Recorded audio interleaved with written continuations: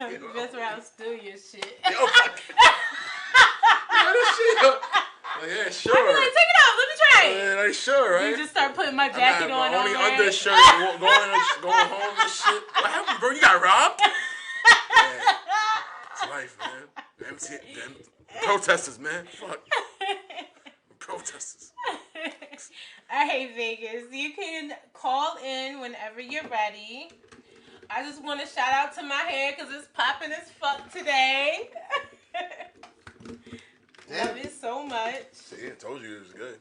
Yeah, now I like it. But I didn't like it. Yeah, at first he was like iffy. I'm like, yo. Yeah, because it takes some time to get used to being bald. That's a shot? Huh? Is that a shot at me? No, I wasn't being shady, No, but I can understand how it came off shady because I'm usually shady, so I get it. Somebody actually told me that the other day that I was shady because he said something, and then I said, "Oh, well, at least she did something." He was like, "Was that being shady?" I was like, "Ooh, it wasn't, but I get how it was." I guess, yeah. Hey, girl, hey. Oh, wait, hold on. We cannot hear you. Hold on. Ooh, can you hear us? Oh, damn. Why isn't it loud on here? Hold on. 1 minute. Let me see where I'm going wrong at. Okay. Can you speak into the speaker again? Oh, man. Why can't I hear it? Oh, it's charging. That's why. Oh, hold on, girl. Hold on. It's not connected. Where's it at? You looking for the board? Yeah. Oh, I found it. Okay, there we go. We can hear you now. Okay, awesome. Well, thank you guys for having me. Really excited to talk to you guys. Oh, thank you. Man. I appreciate you. Seriously. And I'm so stoked you guys are like bringing this dialogue to the table too. Just watching you guys before I called in, I'm like, this is such an awesome platform that you guys are doing. So thank you for you guys doing that. Thank you so much. Yeah, seriously. I just want to say really quick, not to be weird. I love your voice. I wasn't expecting. I was gonna say the same thing. I was in my head like, her voice is nice. I know. But I was like, I'm like, damn. I wasn't expecting that. Hella innocent and shit. Yeah, I sound mad small, like I'm 12, but I'm almost 40. Oh, really? Wow. Yeah, and she doesn't look it. Yeah, I'll be 38 in March. That's so crazy. You don't look it at all. Thank you. So introduce yourself to the people. Let them know who you are and where you're from. Well, I'm Bree, and I'm from Vegas, but my story didn't start here, but I have been here since '97. I was born in Anaheim, California, but at a young age, I was very fortunate enough to move to Hawaii, and I moved to Vegas during high school in 1997 and been here since. Oh, wow. So which city do you like more? Oh, that's so hard. Because I get mad homesick. I'm from Oahu, the island of Oahu, so I get mad homesick about being over there. Just like the way of life and of course like being near the ocean and everything, just the lifestyle there's like really therapeutic and everything, and Vegas is very much on the grind, constantly on the go. Really? Vegas is like that? Yeah, it's like nonstop, and we're a 24-hour city, so everyone's working around the clock 24 hours, you know. The casinos and hospitals will never close. Yeah, that's true. Big facts. I didn't think it was like New York, though. What? That's crazy. You know, I've only been in New York once, and you guys are definitely on the go, too. I don't know how late your guys' stuff stays open, but... We just say it never sleeps. Yeah, it stays open pretty damn late. Yeah. But you guys are 24 hours, so that's not the here. Stuff does actually close, believe it or not, here. But it stays open pretty late. Yeah. And Vegas is very diverse, so I mean, I like that about us here. It's like everybody, and that's like our normal here. So that part I really appreciate about Vegas, and it's always been a thriving city with like job opportunities and stuff like that. So I have to appreciate that about this town. That's awesome. One of my friends, well, somebody was just talking to me about moving to Vegas, so definitely. It's cheaper. Oh, that's what he said, but it's cheaper, Vegas, but it's right? Yeah. So that's what. Is that what made you move to Vegas from Cali? Yeah, my dad wanted to move here because the expense of white was just too much, and we weren't like military family out there or anything. So, I mean, he got a job out there. That's why we, left Cali. My dad's from LA, but LA. Oh shit. Hawaii's just so expensive. It was a struggle, And then we moved here, and it was.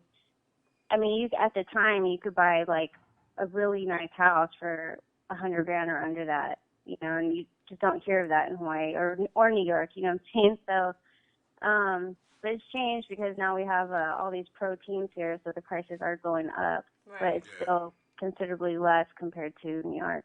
Yeah. When you said it's always been expensive in Hawaii? Yeah, it has. I mean, I can't speak for like if you want to go back on like some real history. I can't speak for how it was like before the monarch was taken over.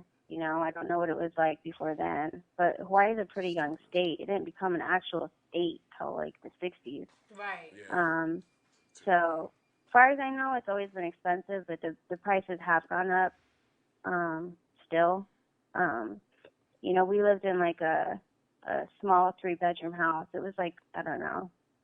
I can't remember the square footage, maybe like 1,400 square feet. And I looked it up just out of curiosity how much it's worth now, and it's worth like $800,000, almost $1 million. Wow. Right. So what? So, yeah. Whoa.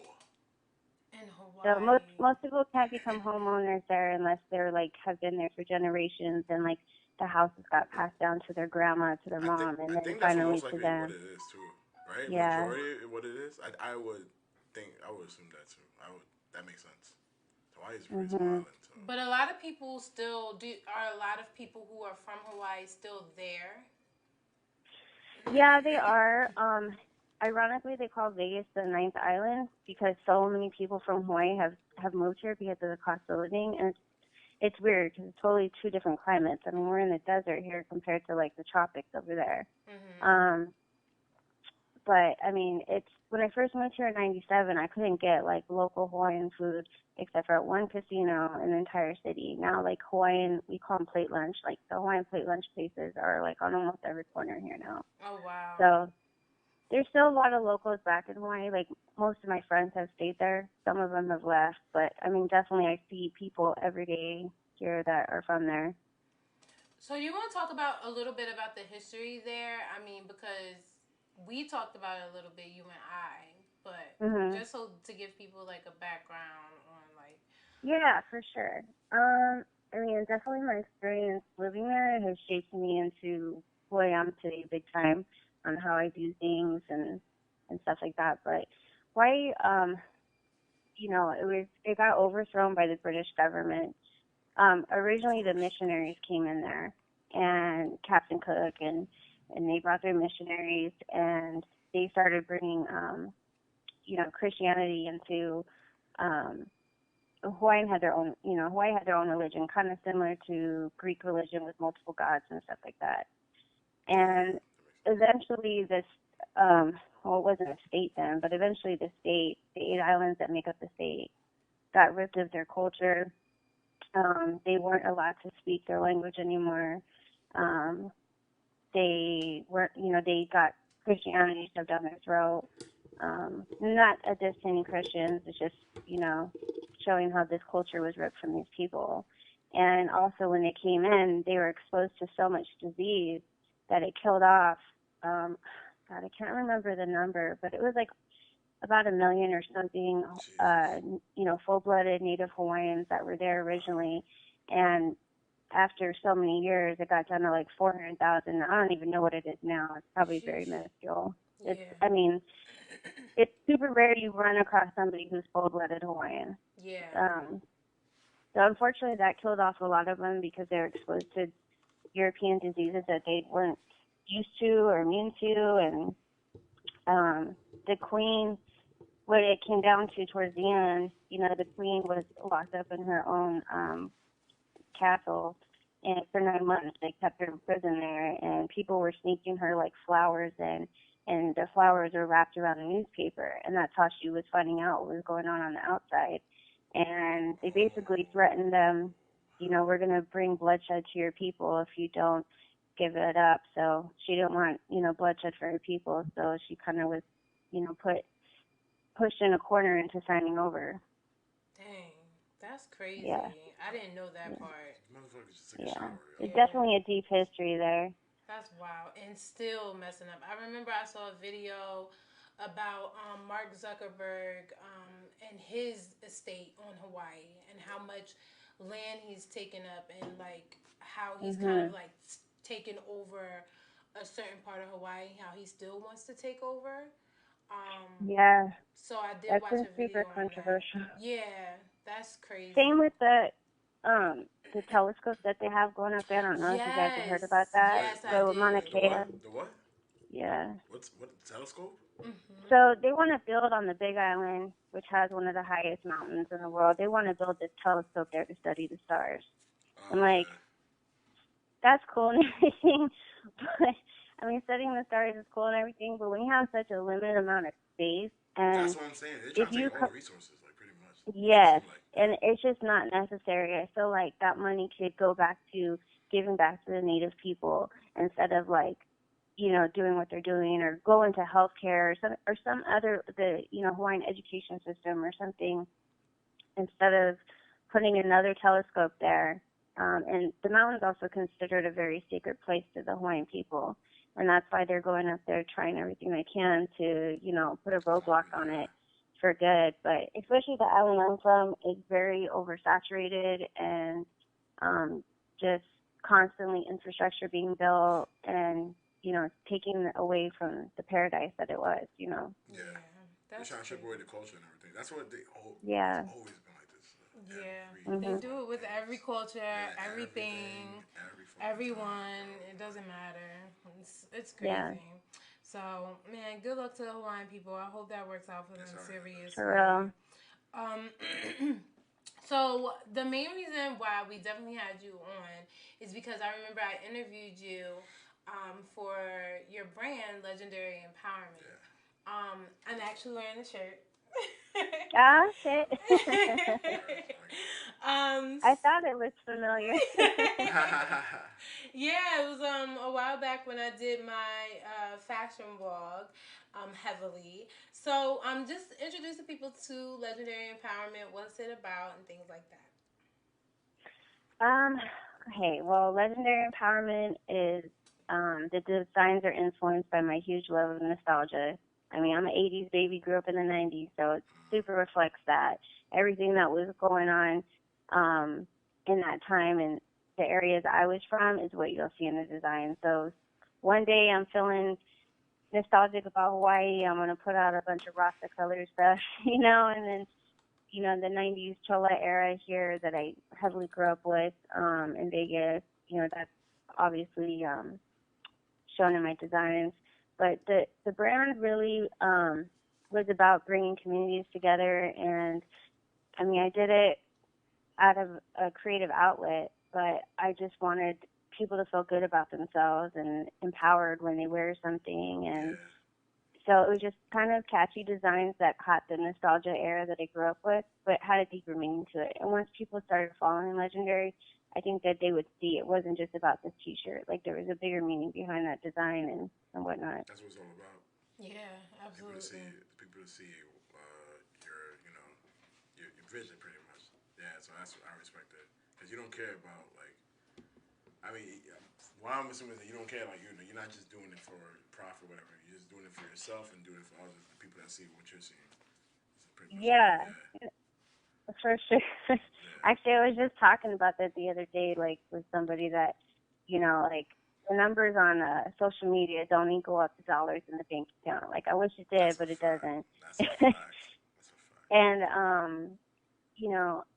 I probably need to work on, finding a fine line and balance, because I pour every penny back into Legendary, but I also do a lot of charity work too, which that I'm totally fine with any money I make off Legendary going to that. But I probably could budget stuff a little more and be like, Bree, this project could wait for a couple months. But when I'm fired up, and even if it's 3 a.m. and I wake up and I got an idea for design, I have to work on it right then and there. And I will stay up for hours just finishing it. So I love maybe I could learn to put it on the shelf, but yeah, I love your designs, and then I love the pictures that you take to market your designs. Thank you. They're always so dope, and it always just reflects a certain type of style that I just love. And it's a culture that I'm not a part of, but I've seen before, so I just love it. Mm-hmm. So yeah. What made you want to start a small business actually? Well, I'm a nurse, and I was in between a nursing job, and I just had the time to finally kind of put that in motion. In high school, I don't know if New York had this going on, but in high school on the West Coast, like in the 90s, party crews was like a huge part of our culture. And if you're not familiar with party crews are, they're basically like you had a group of people, usually guys had their own and girls had their own, and they had a name. And, we'd go out to raves, which aren't like the raves now. We was too young for that. Oh, man, we missed such a good time. Raves and shit. Yeah, it was a great time, but when people think of raves now, they think of that EDC thing. Like that. We were youngsters just trying to make a name for ourselves, and it was like we started off throwing, backyard boogies, and we would hire a DJ and get cakes or whatever and like charge like $3 at the gate. And one of your big homies was like the security guard, freaking let people in the freaking gate. And then eventually people started renting out like, venues like or warehouses. A lot of times it was in a freaking, down the street somewhere in a warehouse that was hard to find. And you had to go through kind of great measures to find them. That's crazy. I was so born in the wrong time. Well, back then we only had pagers, so you ended up getting a flyer from going to the mall or something, or one of your friends at school had a flyer. Wow. And then you called the pager on the night of the event to find out a map point, is what it was called. Oh my God. And then so the pager on the voicemail, you're like, yeah, what's up? This is Exotic Illusions. We're throwing an event. Come to the map point, and it's on this street and that street. So then you had to drive to that street, pay the $10 fee or whatever to get in, and then they would hand you the map. And that's how you found out what party was at. Wow. Yeah. I remember playing with my mom's pager because I had never had one. That's crazy. Yeah, that's kind of how I started designing, though, is you had clothing to represent your crew. So back then, it's like I would customize all my stuff by going to the swap meet and getting my stuff embroidered, or, I learned how to do the iron-on letters for me and my friends, and that's how it kind of originally started. I just didn't put it into motion until my 30s, where I was like, I want to do something more with it. Yeah. That's so dope. That's crazy. I love that background story. That was lovely. Thank you. Women of color have been really killing it right now when it comes to becoming their own boss. What does that mean to you? Like, how important is it to you that women of color are out here creating their own businesses and just being inspired by that? God, I have a lot to say about that. One, I think like all of our ancestors, really fought a lot for women's rights. So I think we should continue honoring that.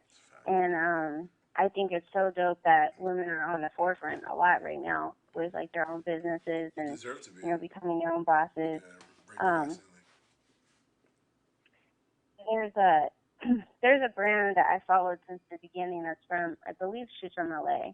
I know for sure she's from Cali, and we have both followed each other and showed mutual support for years. And the brand's called Viva La Bonita, and she now has, not to say that followers again equal what you're worth, but she now has over 200,000 followers. And the way I look at it is that's over 200,000 opportunities for her to inspire a woman to do the same thing.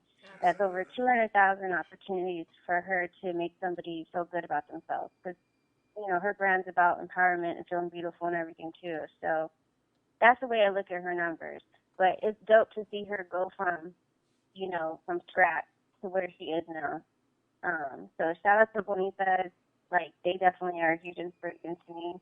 I mean, she's definitely doing the damn thing. That's awesome. Part of your business model has always been about supporting women. So, why is that so important to you? Um, you know, I've never received any joy out of tearing down any woman, and I don't understand why Black people do it. I think we're stronger together than divided. And again, just going back to like our ancestors and what they did for us for these rights. I mean, I don't understand why women wouldn't want to continue to be united all across the board. You know, despite whatever your background is, I just feel like it's really important for us to stick together. Yeah, I think sometimes as we can get into a little bit of a power trip. I know me personally, sometimes I do. I'm sick. But yeah, I do feel like sometimes women can get into a little bit of a power trip, especially with certain places and where they feel like they are the boss and they are in charge. So they do get into that space of kind of forgetting where they came from. So I do recognize that, and I try to check myself on that as well. But I agree. I feel like women should support women in all things. Yeah, I think it should be, as my homegirl tells me, it should be community over ego. Mm-hmm. You know, that's Absolutely. really what it should come down to. Is Yeah. that, and yeah, just community over ego. You got to be helping your people, and everyone's your people, really. Like in your city, or not just your family. You know, there's outreach that needs to be done. And with social media, there's so much like unrealistic expectations on women. I mean, I would be lying if I didn't say that the aesthetic that I see on social media don't affect my self-esteem. Yeah. You know, and I think with that too, it's just I think people being pretty mean to each other, and it hurts me. You know, it hurts my heart for these people, and I think women should just be embracing where they're at and wherever it is on their journey. And sometimes I need a reality check of that for myself. But, you know, there's just a lot of unrealistic expectations out there. You know, where women more than ever are expected to be, you know, we got to be perfect looking. We got to be this amazing mother, amazing wife. You know, we got to hold it down a full-time job. I mean, that's like superhero shit. So, you know, there's a lot weighing on us now, and we wanted it. People fought for it. but, you know, we have to find balance in there somewhere. And I don't think it's cool at all to tear another woman down. So Absolutely. I actually say that all the time. I talk about it on my page a lot, and I'm constantly saying how I'm a mess because in reality, I do feel like I'm a mess. Like, and as a woman, it's like you really just don't know like what we're going through, and we go through so many things on top of us having to work a full-time job, or whether you have to or not, you know, you want to, and then just trying to, if you're starting your own business, you have that to deal with, and then just not to mention how I may feel inside. Today I'm bloated, tomorrow I'm sad, today right. I'm like you don't know. So it's just like it's so many things. And what? That needs to be on Netflix. Oh, I don't. Well, I just feel like I'm a mess. So, What's next? And then I think we all are a mess of our own type. You know what I'm saying? Nobody's perfect. Yeah. But and then that, like you said, those expectations of, you know, oh, by a certain age you're supposed to be married here, and then by a certain age you're supposed to have kids, and it's like, no, like, what if I don't even want any of that? How do you even know if I want that? Maybe I don't want to cross my legs when I wear a dress. Maybe I don't want to wear a dress at fucking all. Like, it's like so many things that, you know, you're looked at as a woman of, like, how you're supposed to act, the way you're supposed to be. Society fucks us up. Like, it makes... Absolutely. They talk about shit, like, you know, the American dream? You know, fucking American dream. Like, I mean, there's... What is the American dream actually for real? Like, oh, you got a good job and you're doing this. No, we can have a good job and still gotta hustle to make some fucking bread on the side. Yeah. And so forth. I know, like... It's a bunch of societal concepts exactly. put out for us to try to achieve and follow it. And like, yeah. And then when it gets and it's not realistic. Exactly. It's like, yo, this is... Right. Because 9 times out of 10, I just want to wear sweatpants and kick my legs up and just have my hands in my pants and just relax. Oh, dog, yo. My Al Bundy shit. For real. I'm sorry, yo. Well, it's a lot of work us getting put together, so I mean, you deserve that. You know what I mean? Absolutely, that's a fact. So I want to go back to you said that you're a nurse, which I love that. How many hours a week do you work? Overnight. Depends if I pick up OT or not, but I mean, I'm scheduled 36 hours. You know, maybe because nurses do 12-hour shifts. And then I often pick up. I work at a high-functioning urgent care where we act as basically like a low-level ER. And then I also per diem, which means it's like an on-call job in plastic surgery, and I've been there for about 7 years. Oh, my God. And so I get shifts thrown at me offered all the time. So, like, this week I did work 4 days, but I can say no and do 3 days, but... So what is your thoughts on the healthcare system right now? Like, how do you feel about it? You know, I get a lot of international patients being in Vegas. We're just, you know, kind of a mecca of people from everywhere. And I always ask them about, you know, what was it like with the healthcare where they came from compared to here. And it's weird, but they honestly, they seem happier when they were there. For whatever reason, they want to live here. But they said healthcare-wise, it was like they never had to worry. Like, yeah, you know, a lot of taxes came out of their checks for it. But they're like, you know, if you were really sick, you didn't have to worry about it. I see people coming in that, you know, we're having to break down prices to them, what it's going to cost to have this cardiac workup or whatnot. And it's really hard for people, and I just don't think anybody should be denied of proper health care. But my biggest beef with it is in the mental health. I think the way mental health is ran is terrible. I don't think it's therapeutic at all, and their approach needs to be completely different.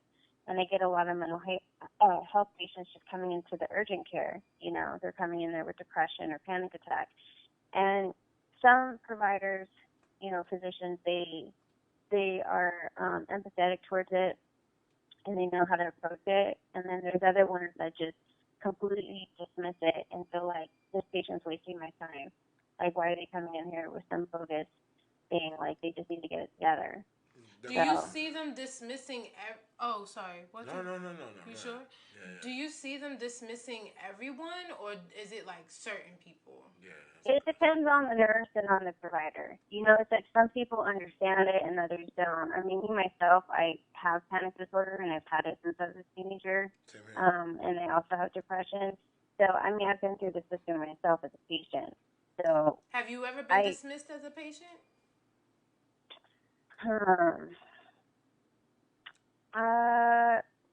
I mean, I feel like they could have done better care. I don't know if they've actually like dismissed my, you know, concerns. But I'm pretty adamant. Like, you have to be an advocate for yourself as a patient in anything.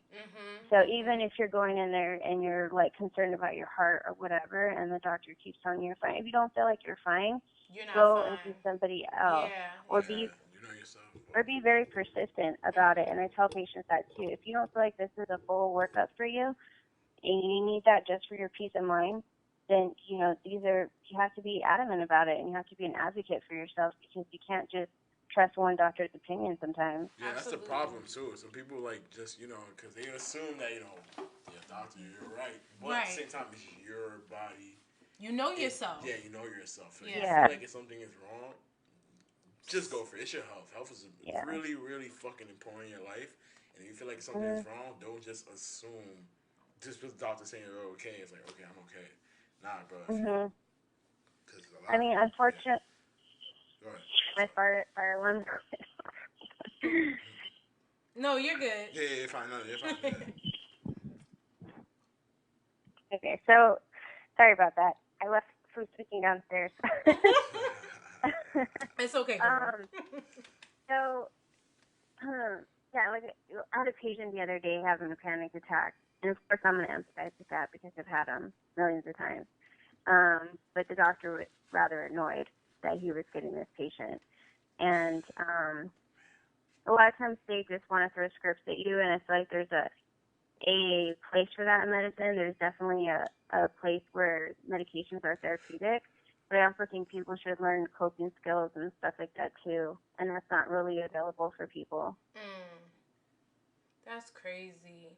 So, have you noticed, like, do you feel like doctors or the health field, period, is just pushing like certain medications on people and just kind of like sending them on their way? I agree. Kind of thing. I think so. Oh, for sure. I mean, because it's no secret that the drug reps that bring, they solicit a medication to a provider, and then, in some way or another, at least back in the day when I first started, some way or another, there was some form of kickback, if the doctor wrote that script for a patient. But I also think, just myself from seeing psychiatrists, a lot of times I go to a psychiatrist with a complaint, and they want to throw me 3 new medications to add on top of this medication. I'm like, wait, you're not listening to me. I don't want more medication. I just need a different avenue of help. You know what I mean? Right. And when people come in, for instance, if you picture yourself very scared, if you've ever had a panic attack, it's terrible. You feel like you're dying. Yeah, you have a heart attack or everything. Yeah. You have panic attacks? Yeah, that's what remember my first. I told you I had my first panic. I don't wish that feeling on anybody. It's horrible. I thought I had a heart attack. I thought it was a heart attack. I was like, yo, I was having seizures and shit. I was like, my face was numb as fuck. Like my face and my body was numb. And then that was the paramedic was like, yo, you have the ventilator. That's what it is. But when I got to sorry about that. Let me cut you off. I'm sorry about that, love. No, but that's exactly what you feel like. That's the feeling, right? Yeah, exactly. So yes. That's why I understood what you were saying. So it's like, yeah. So you feel like you're dying. I mean, you're sweating. You can't breathe. Your chest is tight. You feel like you're gonna pass out. And you're like, this is it. This is the end. That's my first time. I was like, I really thought I had a heart attack. I thought I was gonna die. I was like, God. Yeah. My chest was in my chest was in pain. Then my heart was I was like, what the fuck is going on? This is unreal. This makes no sense. So that's where I think people could change something in healthcare with, because our mental health is very much linked to our physical health. I mean, your brain is so powerful that under stress and all this stuff, you can mimic heart attack symptoms, which is a panic attack. And if a patient came in and we had a different environment for them, or the approach was different, or people were trained on how to different approach this patient, the therapeutic outcome for that patient would be so much better. But when you walk into a hospital, there's fluorescent lights, there's all this sterile environment, it's scary. And, people associate with hospitals with death and dying. So I try to redirect their thought process on it, at least when I interact with them. And I'm like, think of this as a place of healing. This is where people do come out better. Stop associating it with that. But, if we had a designated room for psychiatric patients, that was low lit and dim and had a softer approach, or just educating staff on how to approach these kind of patients. It would that's why I know, if I've gone to the ER having a panic attack, and if that nurse that's first triaging me is frantic or really loud or whatever, she's going to escalate my anxiety. But if someone's trained on it and they know how to be reassuring to you and soft-spoken and making you feel like you're in a secure place, then your anxiety is going to go down more, and then your vital signs are going to become more normal. And, it's just a better outcome for everybody. I was going to say, I wanted to know if they don't have psychiatrists in psychologists or anything. In the hospital. This should last for a minute. They go on for like overnight. Yeah, but they should have them in the hospital. Call right? for one. They're just not. I mean, just like we're trained on the cardiac protocol. What do you do when a heart attack patient comes in? You know what I mean? Right. That it should be the same thing for a psychiatric patient. From anything as small as somebody is just having a really bad, sad day and they just need some freaking help. Okay, to the suicidal patient, to the panic attack, and the suicidal patients get it the worst because they get thrown in a freaking room with nothing in it. I seen it. You know, and I seen it. Yeah, I see what you're they're treated inhumane and like they're not even a human person. You know, I mean, they're just don't treat them like a regular like an animal. They just shove them in there so that they don't harm anybody else or themselves. Meanwhile, their mind's going crazy and it's going worse. Nothing has changed. It's like, yo, you're in this one room by yourself, tied up. You don't know what the fuck is going on. And then I'm looking at this shit. I was in the hospital when that happened. I was like, I'm seeing this stuff. In that one room, it's just treating them. They're not treating them like they're human. It's just like, you're crazy. That's all they see. That's what I see from what these people are seeing. I mean, bro, they're human. Yeah. You're not even making no type of treatment for them. You're just throwing them in there and so forth. It's crazy. It's really crazy. Yeah, unfortunately, that's what happens to them. They get thrown in there for hours, or if they get drugged up because they're acting erratic. Yeah. That's crazy. I also read an article last year sometime that that a lot of women in the United States especially are dying from childbirth, especially black women. What do you think could be the reason for that? That's interesting. I actually used to work in labor and delivery. I haven't heard that. I'd be interested in reading that article. I'll have to find it for you most people that I've seen that have. Well, luckily, I never personally had a patient that passed when I worked in labor and delivery. But the only thing I can think of is that there's like some type of genetic component about bleeding, because that's the biggest risk, whether you have a C-section or a natural birth, is bleeding.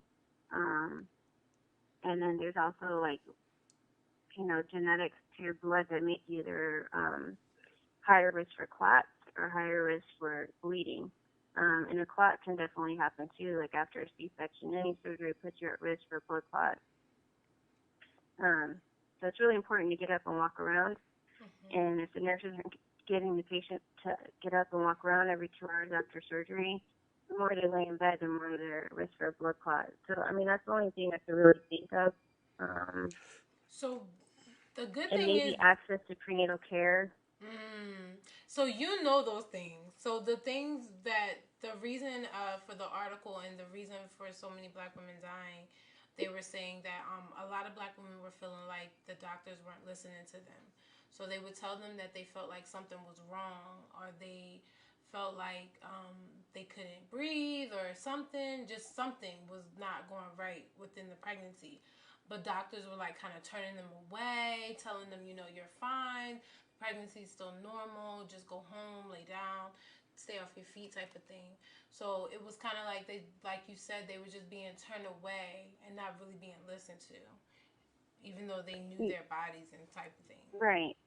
Having difficulty breathing, it is considered normal in pregnancy somewhat, because you have this growing belly that's pushing up on your diaphragm, which can make you feel short of breath. But it's also a sign of a pulmonary embolism. So, and you're at higher risk for a blood clot during pregnancy. So, that could be a factor in it too. But I actually had a patient like 2 nights ago. It was the most bizarre thing ever, probably in my 10 years of nursing that I've seen. But, this lady was about 39. She came in because she said her legs had been swelling. And it was crazy because, she's like, well, I've gained like 30 pounds. My legs are swelling. I don't know what's going on. And she's like, I feel like I have all this fluid in my belly. And I don't think she was completely there mentally. But it's just where I've seen the part that was most disappointing is that she had seen her primary care doctor and she'd seen a general surgeon before she came to us. Oh, wow. So we're doing this whole workup on her. The labs are terrible. It's like, she's having issues with her kidneys, issues with her liver, her blood pressure's through the roof, and keep denying any chance of being pregnant. Well, we run a pregnancy test on her. She's pregnant. And because her belly was so big, we took a Doppler over there to look for fetal heart tones. Now, where the Doppler found the fetal heart tones, there was like a full-grown baby in there. Oh my God! She didn't even know. She didn't know. She had no clue. So was she drinking this stuff?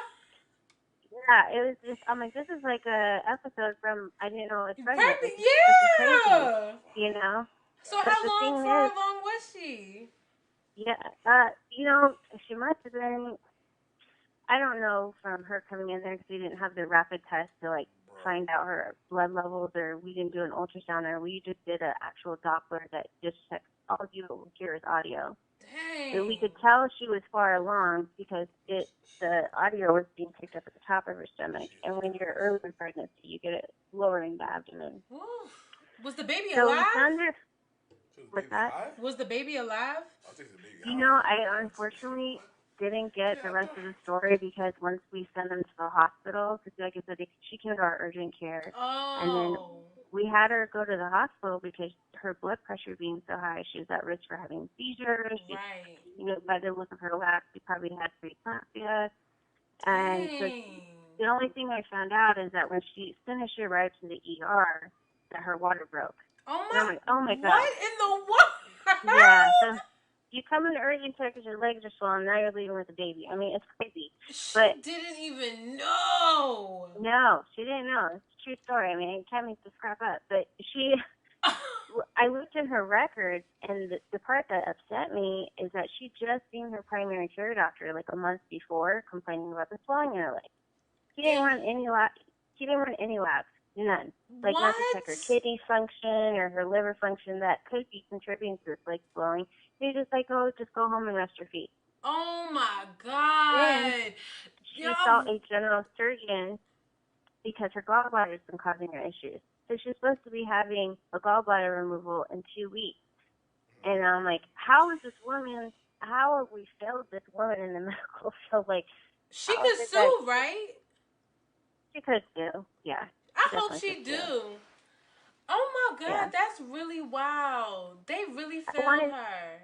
Yeah, they failed her, and I wanted to know the condition of this baby so bad, but we can't, we only get, a report to, them arriving safely, and then that's how we found out that her water broke. And I'm just like, oh my God, the condition of this baby, because her water broke doesn't mean that she was 9 months. Her water could break early at 7, so I really don't know. She didn't have a period or anything, though. You would think that she would be, aware, unless, I guess. She claims she had her period every month, but I don't really know. Like I said, she wasn't kind of totally all there, which is maybe why the other doctors dismissed her, and just didn't take the time to run labs. It's just so simple. Just put in a lab order. Right, and that's still so messed up, because that's still crazy. Wow. Mm-hmm. She was really pregnant. That's really crazy. Yeah. That shit fucked me up. Oh my God. I know. That's a really wild story. Yeah. Yo. Okay. I'm shocked. Oh, that was me the whole rest of the 12 hours. She was in the beginning. I'm like, this is the most bizarre thing I've ever encountered. Ever. I don't even watch that show, but I know what show you're talking about. Yeah. It's crazy. That's really crazy. Mm-hmm. I think that's so crazy that can even be overlooked. Y'all have the authority. No, she had all this rapid weight gain, and it wasn't just the baby. It was because she was retaining fluid. She had stuff going on with her organs, And I don't know if you guys know what preeclampsia is, but during pregnancy, you get preeclampsia, you put on a lot of fluid in your body, and then it can eventually affect your organs and lead to organ failure and seizures if it's not taken care of. So, right. I mean, she was at risk for a lot of things, and so was that baby. So, I hope her and the baby are both doing okay. Fortunately, I don't get to find the end stories of things when we send patients off to the hospital. So. Right. Dang, that's wild.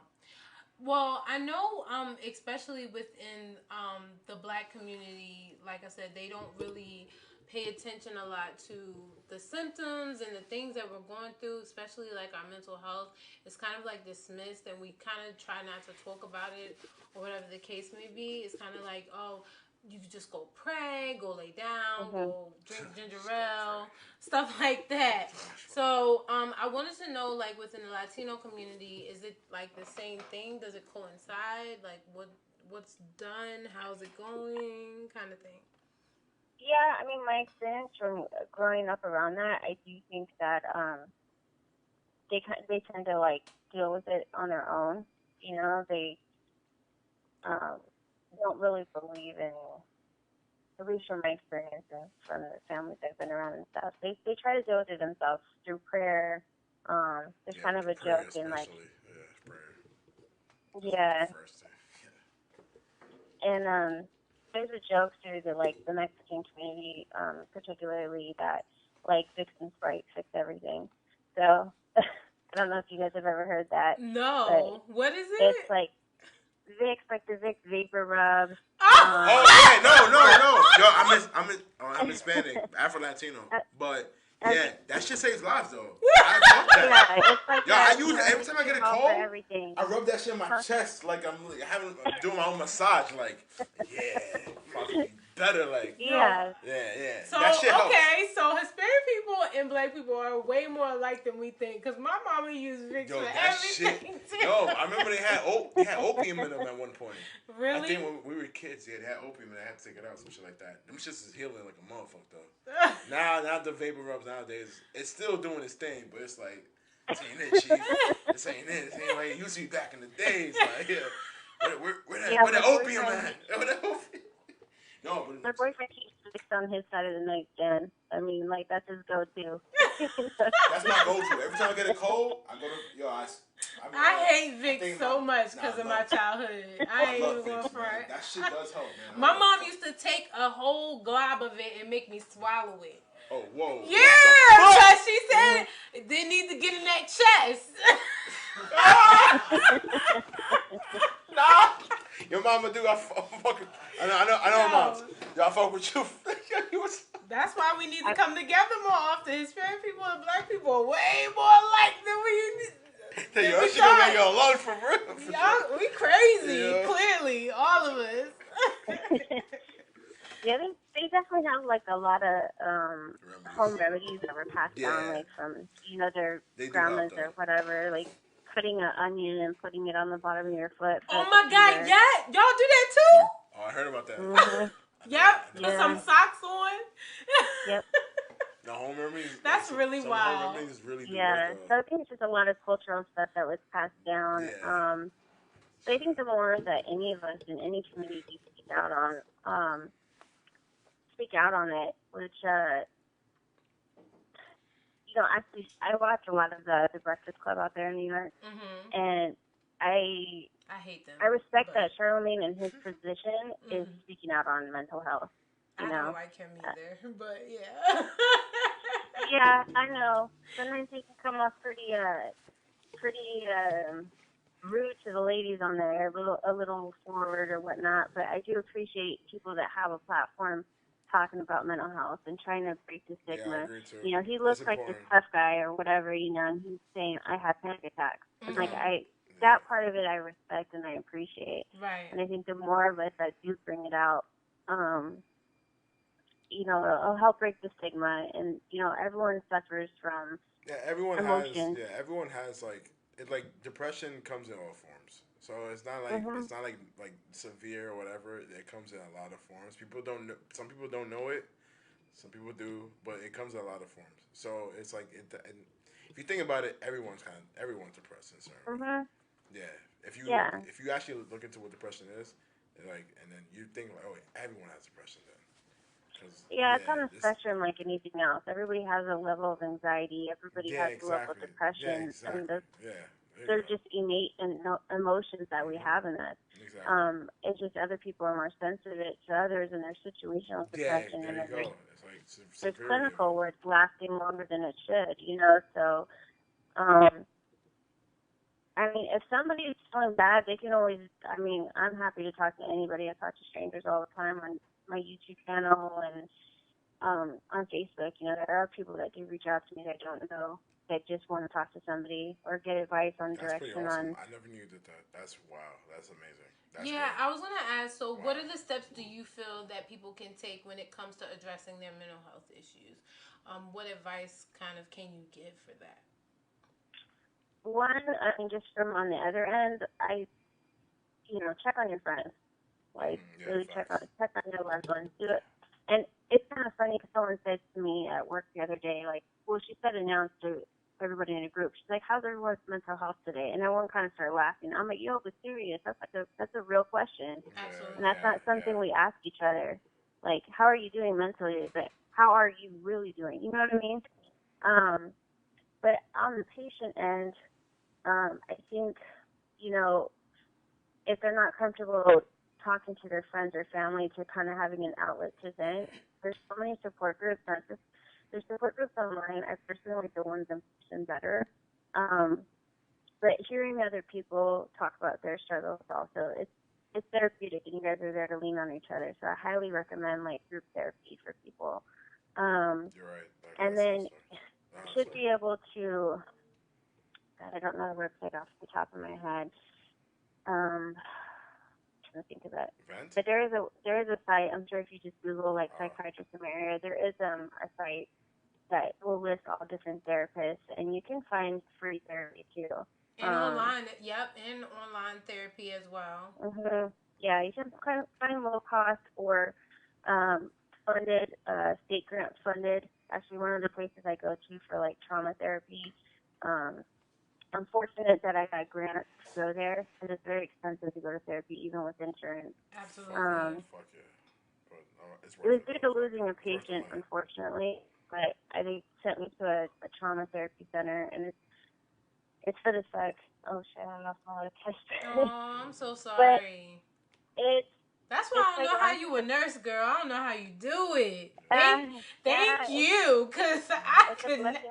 I ain't trying to do it. I refuse. I thought about it for like a split second when I became a freshman. I was like, fuck that. I am not looking at blood. She should be a therapist. That's dead. Bro. She should be a therapist. She got that sweet voice too. You gonna make everybody calm. Come to therapy with her voice. Right, man. Well, the center, they offer the grant, they have a grant there at this place, if you qualify for it, and they'll give you free therapy, free private, free group. Awesome. So, and they also have like free addiction programs for people too. So, there are resources out there. You really have to dig. Find them, yeah. I'm happy to help anybody try to find a resource in their area, even if I'm not from there and I don't know anything about it. Appreciate you. I mean, I'll dig and try to find something for them. That'll be dope. All right, that's what's up. The next thing that I really want to talk, make sure you share your links and stuff within the comment section, so people can reach you and everything. But the next thing I definitely wanted to ask you about, because I feel like you kind of inserted into your brand a little bit. The history of being a chola. Am I saying it right? Yeah, you're saying it right. Okay, cool. What is it exactly? What does it mean to you? And how do you become one? Okay, so chola is a subculture lifestyle. I would say it's primarily on the West Coast. Well, at least it originated on the West Coast. Absolutely. But it's spread all over now. But it's a style, but it's also a lifestyle more than anything. So typically, a chola is someone who grew up around gang life, and it's hard to kind of sum it up, I guess. It's like it's a tough chick from around the way, and but it's a subculture which is particularly or dominantly Hispanic, but it's taken a huge takeoff in Japan too. Oh my God, girl! I was gonna ask you about yes. What the fuck? How Japan? Yes. How's Japan?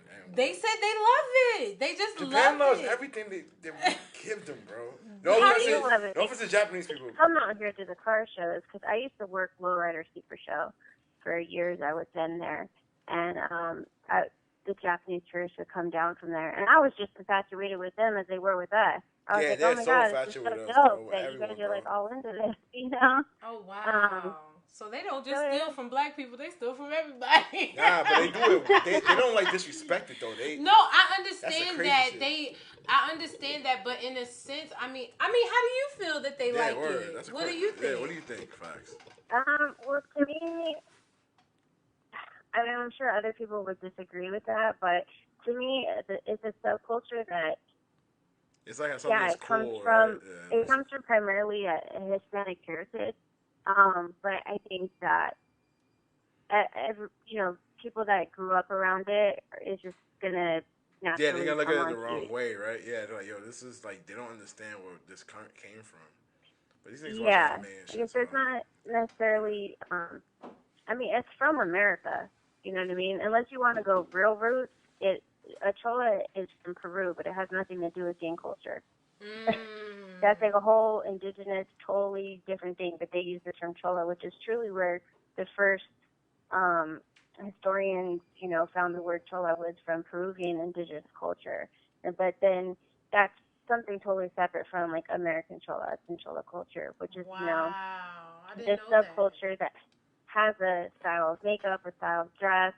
They're into lowriders, they run gangs and stuff like that. Oh, but the Cali shit. Yeah, it originated from Cali and it spreaded. Often it was, passed down from like people's aunts and uncles, like, they saw their tias like putting on their makeup a certain way or their hair a certain way, and depending what neighborhoods and schools you went to, you were around it or you weren't. So it's like a lifestyle.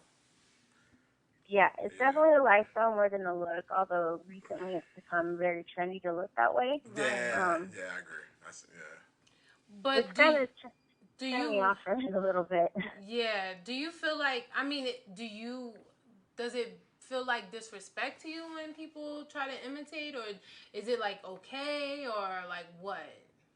I have mixed feelings about that. I think it's dope that people are like totally embracing like the 90s and the subculture of chola, that people are digging it. Like, I think that's dope because we go back and I know I'm inspired of stuff from the 70s, and I wasn't born in the 70s.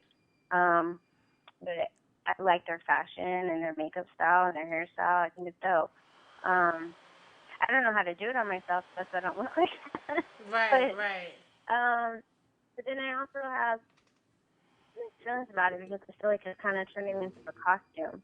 And, without that life, people are presenting themselves that way without the lifestyle attached.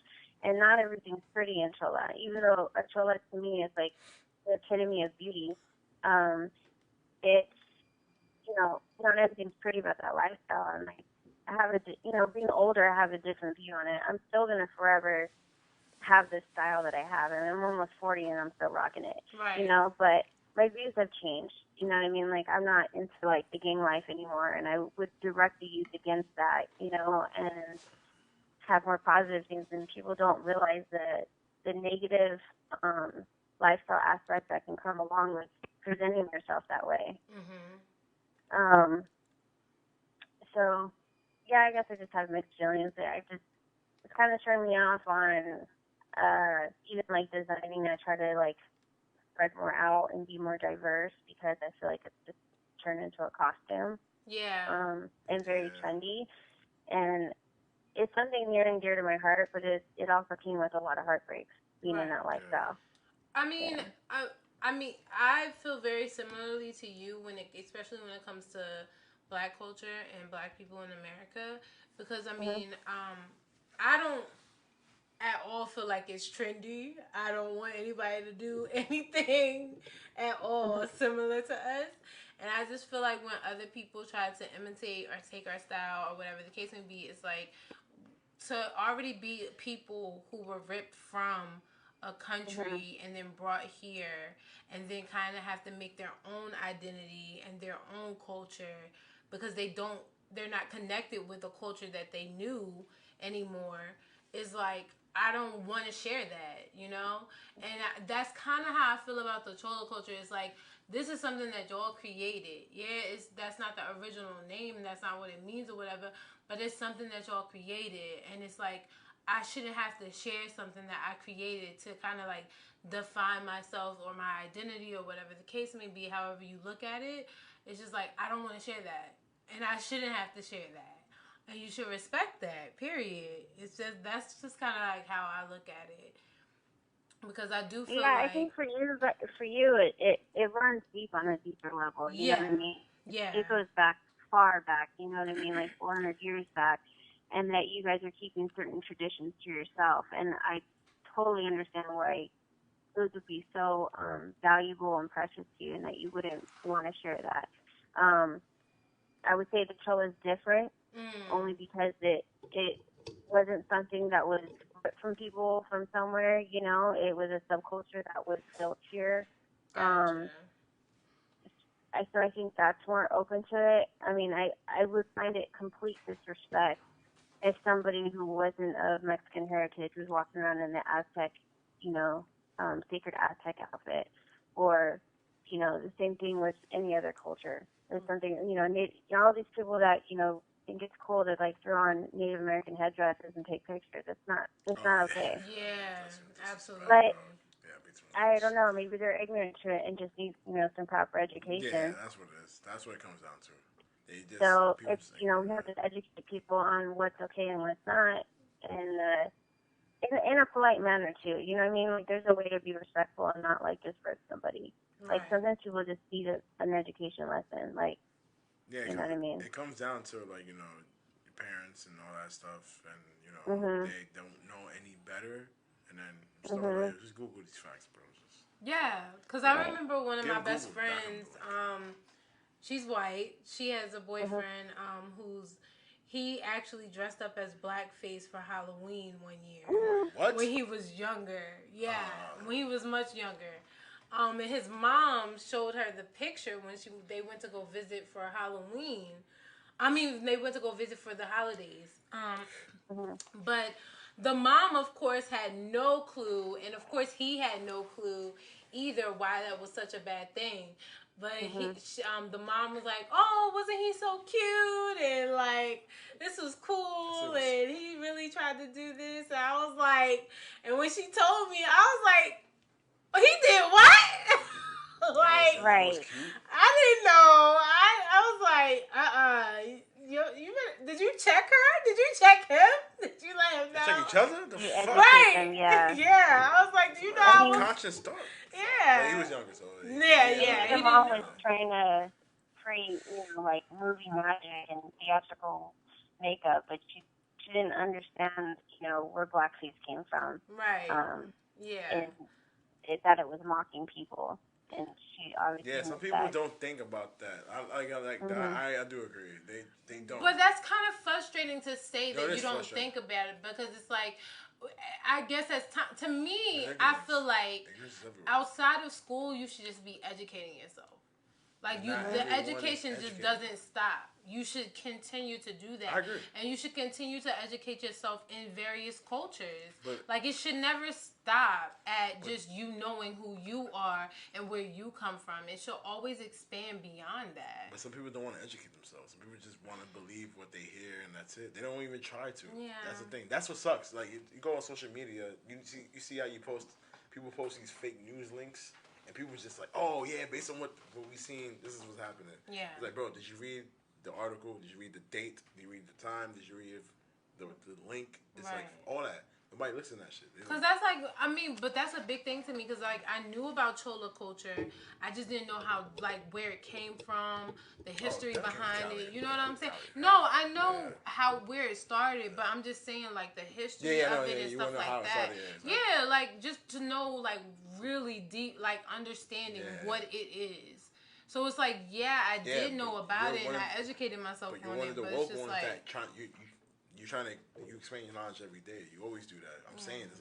People like us be like, oh yeah, Chola, this and that's it. They're not even trying to like look it up. Yeah.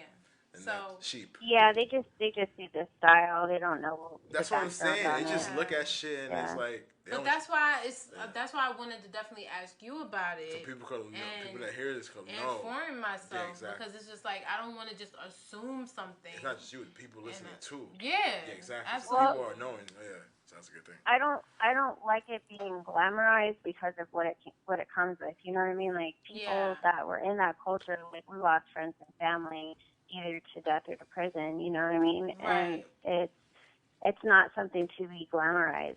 So I actually, unfortunately, it was inspired by Nipsey Hussle's death.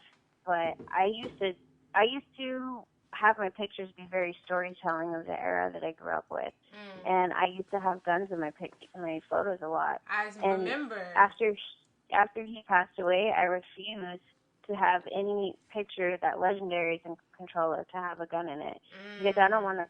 I realize I'm like, you know what? I'm being part of the problem by doing this.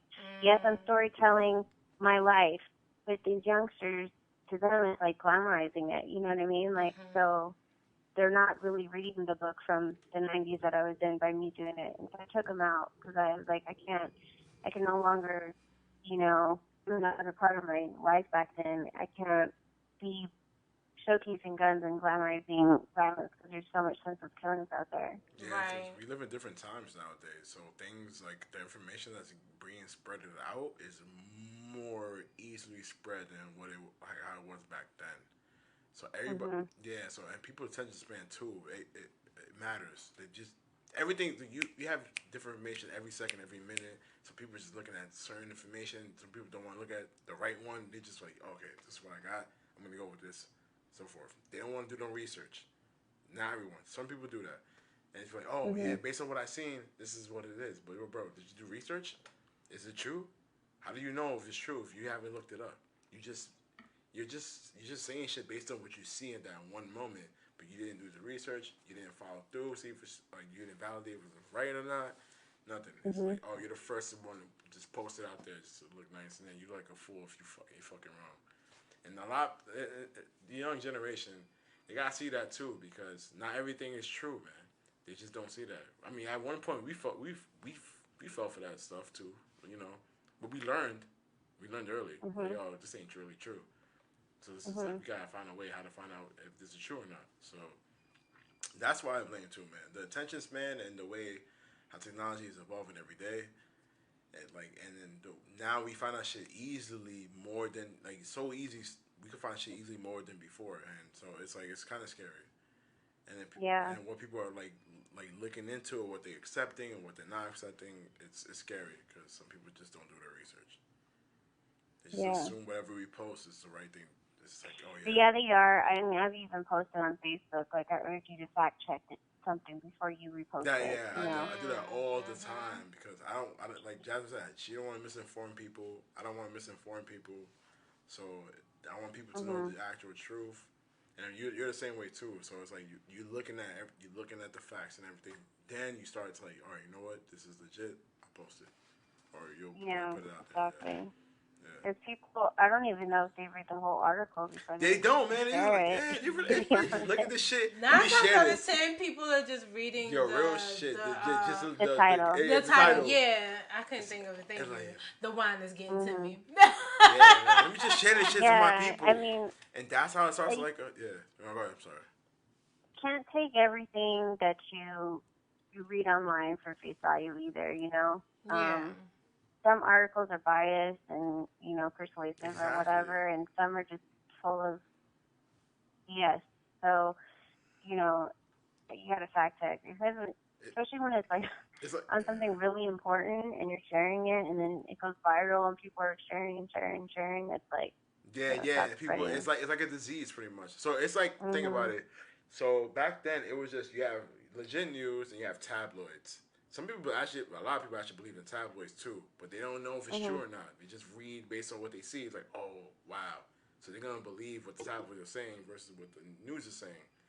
But now, but it's more rapid in social media or the internet because the information is out there easily nowadays. Yeah. So we live in a scary world. Like I said, the attention span is short with people because they're not trying to waste their time because you have 1,000 news media outlets out there that's mostly posting the same shit, or they're posting the same shit, but they have their own theory about what's going on, and people are like, oh, this is the one, and then that's it. Like that's what I'm saying. Like it's just scary. Like I just wish. Even with Sorry, even with the coronavirus. Yeah. People are sharing that like crazy, and everyone's coming into my job thinking they have it. You know? Oh my God, yes! It's like crazy. Everyone's convinced. I mean, I had a guy leave his job because he started coughing. He's like, I've been coughing for an hour. Like, I'm sure it's you trying to get that sick hours in, bro. He knew what he was doing. He just took advantage of that moment. I was that guy. I'm that guy. No, I was kidding. I was like 24, but yeah, there were people that died from the regular flu. I mean, by thousands. You know, compared to coronavirus. So, everyone's sharing this coronavirus, just like they do with Ebola and everything else. It's like, they just hype everything up and make everybody all scared and crazy. And I'm like, man, before the internet, before Google, when we had access to WebMD and WebMD made you think you was really dying, though. Like, I look at that shit all the time. I'm like, damn, I'm about to die, bro. Like, fuck. You're like dead already by the time you look it up. Yeah. You're like, if you read this on Google by the time, you're actually dead. I'm like, what the fuck? No way. These are the symptoms. You're actually dying. That's part of it, and it causes more problems. I mean, everybody's paranoid, So it's like, they're not educated. I tell people the best thing you can do for yourself is wash your hands.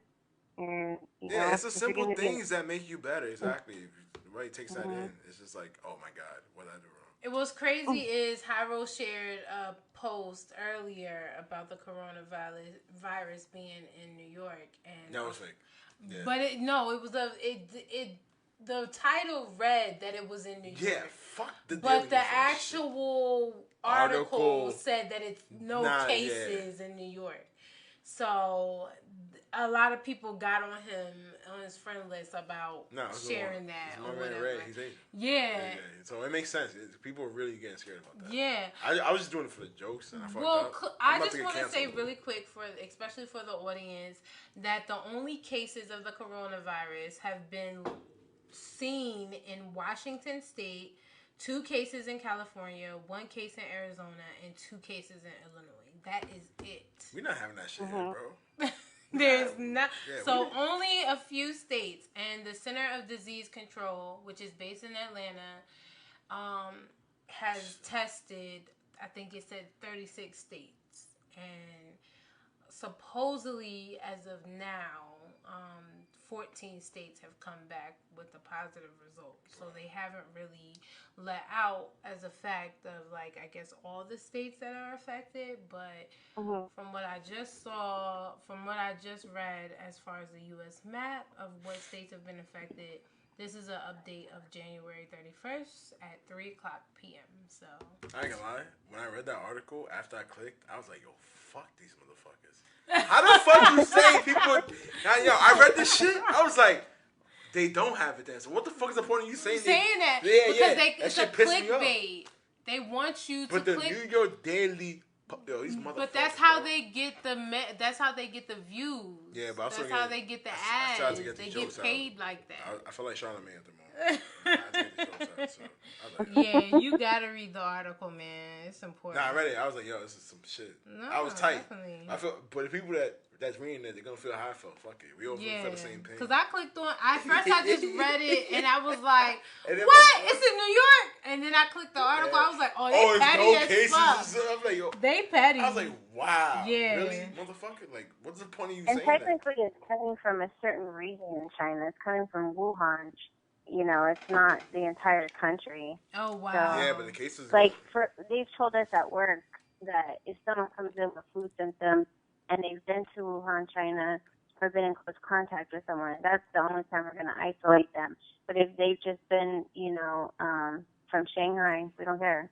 At least that's our protocol at work right now. But, and I would assume that they did their research on... Yeah, I heard it contained it, like, China's trying to contain it really quickly. But, like, how the fuck something like this just, and shit comes out every other year, whatever. But it's like, bro, but it just doesn't make sense. I'm not trying to sound like this Uman dude, bro. It's like, how the fuck did this come out of nowhere? We got almost World War III coming out. We got the weather fucking up. We it got was the time. I mean, coronavirus. H1N1 did its time. Ebola did its time. Now SARS. they got to Right, something else in there. Don't forget SARS. Remember Yes, SARS? SARS. Yeah. True. We had that. It was just time for another album drop. I mean, it was just... That's true. Do you feel like that, and I hate to be a conspiracy theorist person, but do you feel like sometimes that people be putting certain things out there to make people sick in order to like kill off the population or whatever? China has a big ass population. I think it's definitely possible. I'm not gonna accept that theory. I mean, me working in medicine, I definitely believe in Western medicine, but I also believe in Eastern medicine, and I think that integration is like the best for people, you know. So integrating Eastern practices like meditation and yoga, I think are really beneficial to people's health. But as medication wise, yeah, I mean, I don't know, maybe CDC and the people, you know, the medical supply companies have some they deal. might be working in cahoots. You know what I mean? Because now everyone's going to be buying masks and rubber gloves, and I don't know. You know, it's possible. Yeah, we can't say for Because sure. We don't know facts. Everywhere. Because I've seen a couple videos of like actual doctors say that chemotherapy and stuff like that doesn't really help the cancer. Like it just only makes you sicker. Yeah, it can, for sure. Usually a lot of times I mean, people obviously go into remission on it, but I've also seen people who just gain, you know, maybe 6 months extra in life from it. But what kind of quality of life are they having if they're puking their brains out every day and they're weak and they're tired and they're, you know? Yeah. So. That's my boy, bro. So what's some advice, we're just going to wrap it up in a little bit, but what's some advice that you can give people as far as just when it comes to going to get checked up and checking on their mental health, checking on their physical health and everything like that? And then what's some advice you can give people if they want to just start their own small business as well? Any sort of advice on if they were going in for just a health checkup? My advice on that is that you should see your primary care doctor at least once a year and get a full workup. Facts. Big facts. And you should also see a dentist twice a year if you can. If not, at least once to get your teeth cleaned, because teeth health is linked to physical health. And if you're feeling a certain way, you know, I mean, I know for me, like, I need reassurance on cardiac clearance with anxiety.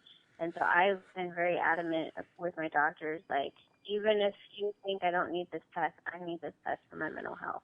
Right. You know? So just, you have to be an advocate for yourself, and not every doctor knows everything. That's why they're specialists. And a lot of people take for face value whatever their primary care doctor says. But me working with doctors, I was thinking the same thing. And then I realized they only know their specialty, just like nurses. We get into our realm, and then you kind of forget all the knowledge you learned in nursing school, and you know what you worked in.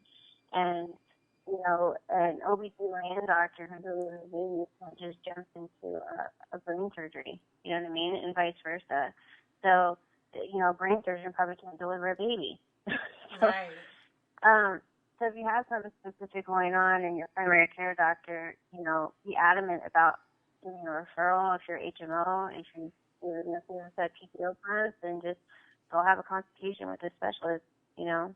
That's always the best way to go, I think, is like if you have a specific, if you're concerned about your thyroid, go see an endocrinologist. If you're concerned, you know, about stomach issues, go see a GI doctor. Don't just say this your PCP. And for mental health, unfortunately, there's a lot of bad care out there, but I wouldn't give up on it. I would keep looking for resources, and definitely do your research before you start taking stuff, whether it's prescribed or it's natural, like homeopathic stuff. Really do your research from legitimate medical journals, not just from someone who's talking about it on YouTube or, you know, just some random forum or whatever. Don't just listen to those people. Like, look up a legit certified medical journal on one of those. Can I ask you a question real quick? Do you have like a plan in terms of like how to like, you've been in situations and stuff like that, but like, do you have any plans in terms of like you starting your own thing about the mental health journey with certain people, or just like giving? Do I have plans about doing something with mental health? Is that what you're saying? Yeah. Yeah, I mean, I don't know how to. No. If you do, I want to work with you on that because like I want to do the same thing too. Like she in Vegas. Yeah, but I don't care. I'll come up to New York. I go to Vegas.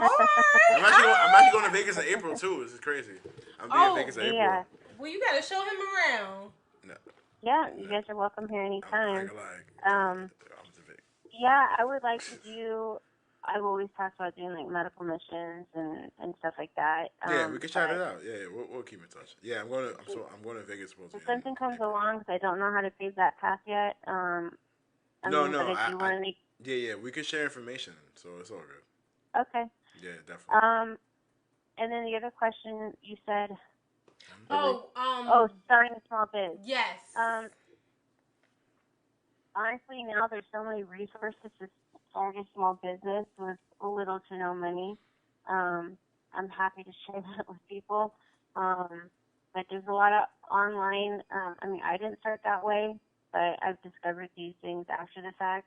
But there's a lot of online.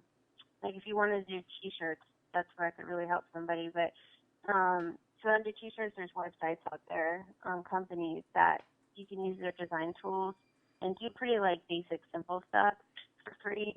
And then you post your shirt, they'll print it for you and package it and ship it for you. So you're not coming out with any money by doing it that way. Right. If you know how to graphic design yourself, you're going to save yourself a lot of money. I don't. I'm pretty crappy at it. Like I can do some basic designs myself, but I do use a graphic designer for most of my things, and finding a local printer and whatnot. But you can have the best idea in the world and it not take off because you don't have the proper marketing. Right. And then you can have Pet Rock. I don't know if you guys even know what that is, but it was something in the 80s. I remember Pet that. Rock. Okay. So Pet Rock took off and the person made millions of dollars by painting a freaking rock. Why? Because somehow they had some marketing powerhouse behind it. So that part I haven't figured out because I can't afford to hire like high-end marketing. So I just try to use my social media platforms as much as possible to advertise, and I also network with other small businesses. I collab with small businesses all the time so that we have cross promotion. That's just the cheapest way you can get out there is just by doing that stuff. And I love my peers, and I love doing the projects with other small businesses.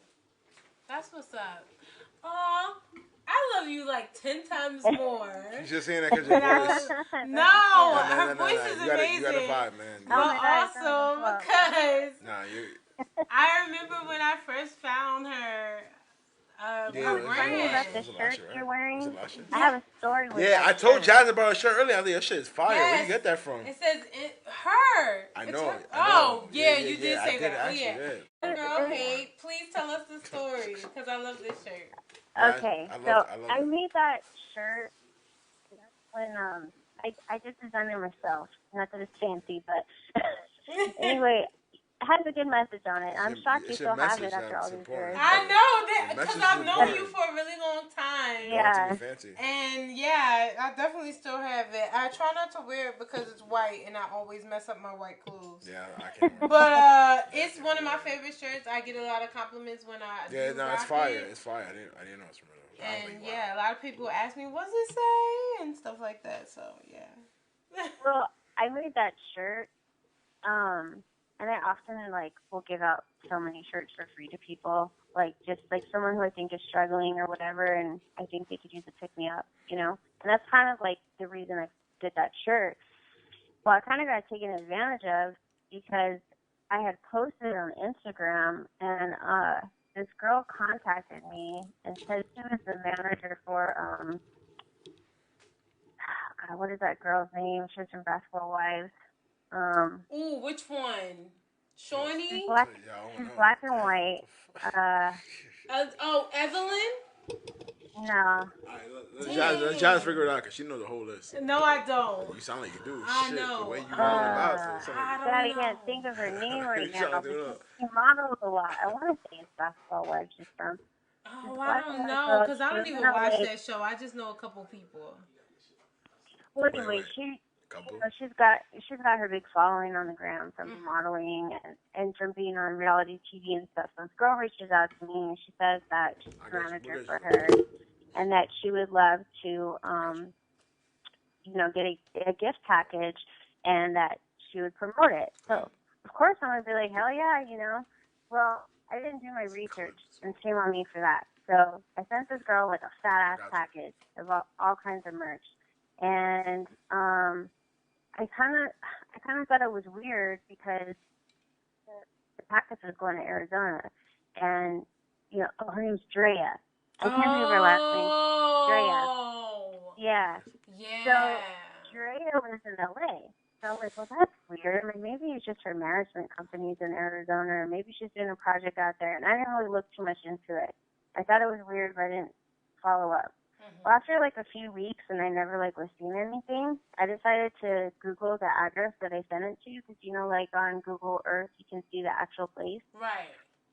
And it was just like some rinky-dink little freaking house in the middle of the desert. Oh no. And I was like, what the hell? So I ended up calling out the girl on it. As mad as I was very respectful towards her, but I was like, this is not cool for you to take advantage of people's dreams and stuff like that. And I hope you get something out of the message on that shirt. And so that was kind of the backstory on our shirt. So when I see you wearing it today, it reminded me of it. I was like, oh my God. That's crazy, bro. I was like, that's when Drea Michelle's agent hit me up, her fake agent. Oh man, that sucks.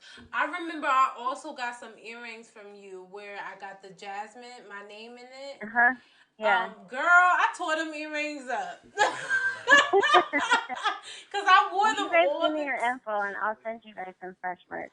Okay, that'll be great. Oh, me too. It's so cute. It's so cute. Girl, I wore them earrings out. And the Jasmine done fell off and I still got them, but they look so torn up. I was wearing them every day. It was crazy. Because it was, like you said, it's such a throwback. It was such a 90s thing. I was like, yo, these is fire. I want them so bad. Yeah, if you need a girl with bamboo hoops, at least 2 pairs. Yes, I just bought another pair today because the ones I got from you was mad. And I thought when I went to go get some earrings, what's funny is when I went to go get some earrings, because I just needed them for today because I didn't have them with me. I was like, oh shit, my other bamboo earrings is fucked up. Let me get these. They done turn colors and everything because I wear my shit in the shower all the time. Well, I appreciated that you were rocking them like that. It was dope. Yes. Oh my God. I remember, and I bought them from you so long ago. I remember when you was promoting them. I was like, oh, I need a pair. Let me get those, girl. It's probably 6 or 7 years ago. Yeah. This is really, this is a long time ago. But I wore them shits out. Definitely. Dante says, shit, Vegas is only a couple hours from Arizona. I would have pulled up.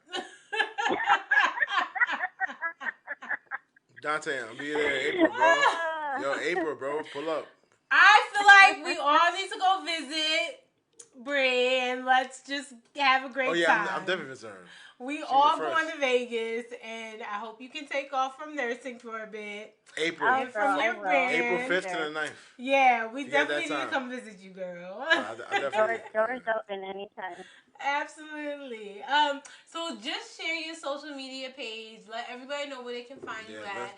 Let everybody know, where they can go to purchase anything from you. Well, my Instagram is at Legendary Empowerment. And my website is www.legendaryempowerment.com. And then I also have a YouTube channel where it's mostly focused on mental health.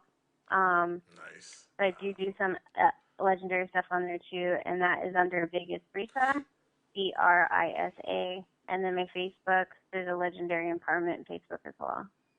We will definitely be following.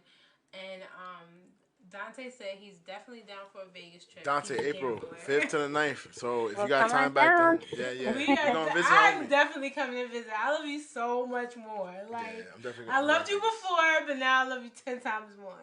I love you too. Thank you guys so much for having me on. Well, thank you for coming on the show. Real talk. Like, seriously. Sharing your stories, sharing everything. Like, let people know what everything is about. But yeah, you are so awesome. Absolutely. Well, you guys keep doing what you're doing. I mean, your guys' platform is beautiful. It's bringing real dialogue, like I was telling you, Jasmine. You know, like in-depth substance, like topics that people really need to have a healthy dialogue on. So I really respect what you guys are doing. Oh, thank you so much. We really appreciate it. And seriously. I've been wanting to have you on for a while now, actually. So this is long overdue. Yeah, seriously. Thank you so much for coordinating the times too, because the time zone is different. It's definitely crazy. So thank you.